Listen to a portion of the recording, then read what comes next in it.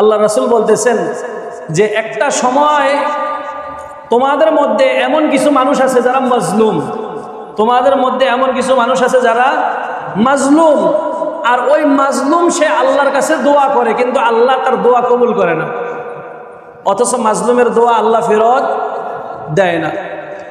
তো সাহাবায়ে কেরাম অবাক হয়ে গেলেন যে মাজলুম আল্লাহর কাছে দোয়া করে, আল্লাহ দোয়া কবুল করে না, এটা কেমন মাজলুম, এরা কেমন মাজলুম?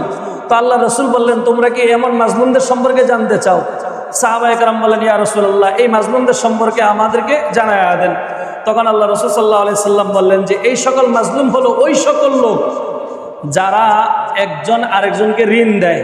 একজন আরেকজনকে কি করে? ঋণ দেওয়ার ক্ষেত্রে কোনো সাক্ষীও রাখে না, আবার লিখেও না, সাক্ষীও রাখে না, লিখেও রাখে না। কিন্তু যখন নাকি ঋণ আদায়ের সময় হয়, সময় হওয়ার পরে ঋণ গ্রহীতা যে আছে তার কাছে যে চায়, বলে যে আমি যে তোমাকে অমুক জিনিসটা দিলাম এটা আমাকে দিয়া দাও।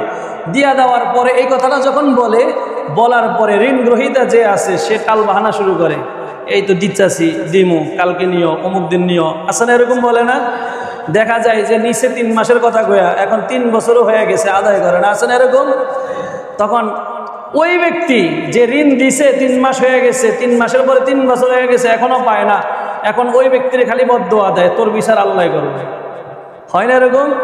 আবার খালি আল্লাহর কাছে বলতে থাকে আল্লাহ এটা যেন আমি পায়া যাই, ঋণটা যেন আমি পায়া যাই।